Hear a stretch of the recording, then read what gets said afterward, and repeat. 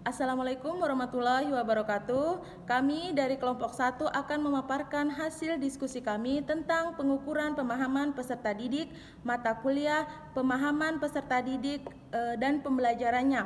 Dosen pengampu Dr. Oktamaya Tendri Awaru MPD. Kelompok 1 sendiri terdiri dari Andi Fadila Fitriani Aslam, Sugiyarni Apriliani Yudita, dan Mitra Sumantri. Berikut adalah hasil pemaparan diskusi kami. Saat ini adalah permulaan tahun ajaran baru. Anda adalah seorang wali kelas 4 SD yang memiliki anak didik usia 10 tahun bernama Diana.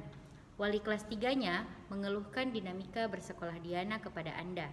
Guru wali kelas tersebut mengatakan nilainya jauh tertinggal dari teman-teman lainnya di kelas. Diana juga kurang baik dalam mengerjakan pekerjaan rumahnya selama masa PJJ kemarin. Bahkan pihak wali kelas mengatakan bahwa ia khawatir dengan tuntutan yang semakin tinggi di kelas 4 di pelajaran IPA, Bahasa, dan IPS yang membutuhkan banyak bacaan. Diana seringkali tidak menyelesaikan tugas-tugas yang diberikan dan ulangannya menunjukkan nilai buruk.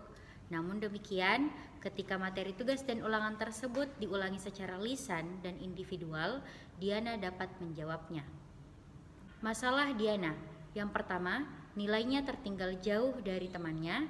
Yang kedua, kurang baik jika diberikan PR. Yang ketiga, seringkali tidak menyelesaikan tugas-tugas yang diberikan. Yang keempat, ulangan menunjukkan nilai buruk. Faktor penyebab yang pertama yaitu kemungkinan Diana tidak dapat membaca dan menulis. Dan yang kedua, gaya belajar Diana adalah auditori. Kira-kira bagaimanakah cara melakukan asesmen terhadap keadaan Diana? Berdasarkan pemaparan kasus Diana, maka asesmen yang dapat dilakukan yaitu: pertama, checking up, berguna dalam mengecek suatu pencapaian dan kemampuan dari peserta didik dalam proses belajar dan kekurangan-kekurangan dari peserta didik pada saat mengikuti proses pembelajaran. Yang kedua, finding out, yaitu untuk mencari dan menemukan hal-hal yang menyebabkan terjadinya kelemahan dan kesalahan dalam proses pembelajaran.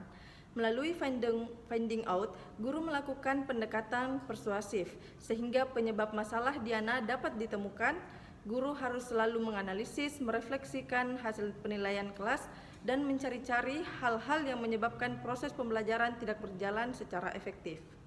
Jenis asesmen apakah yang akan Anda berikan kepada siswa Anda tersebut? Jelaskan pertimbangan Anda.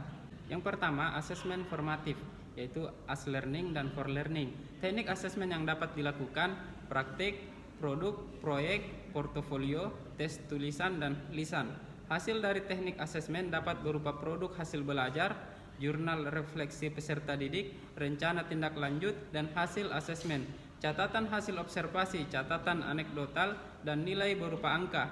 Untuk Diana sendiri dapat dilakukan kuis secara lisan, dilibatkan secara aktif dalam kegiatan diskusi dan pemberian tugas seperti pembuatan makalah. Yang kedua, asesmen sumatif di akhir lingkup materi, yaitu for learning dan off learning. Teknik asesmen yang dapat dilakukan: praktik, produk, proyek, portofolio, tes tulisan, dan lisan. Hasil dari teknik asesmen dapat berupa produk hasil belajar dan nilai berupa angka. Untuk Diana dapat dilakukan ulangan akhir semester atau ulangan harian secara lisan. Kesimpulan apa yang dapat Anda tarik dari asesmen yang Anda desain dan lakukan tersebut? Dalam merancang sebuah asesmen, perlu memperhatikan bagaimana karakteristik peserta didik, karena setiap anak memiliki karakteristik yang berbeda dan guru harus memahami kebutuhan belajar peserta didik agar pembelajaran sesuai dengan capaian pembelajaran dan asesmen yang diberikan juga tepat guna. Demikianlah pemaparan hasil diskusi kami dari kelompok 1. Kurang dan lebihnya mohon dimaafkan. Wassalamualaikum warahmatullahi wabarakatuh.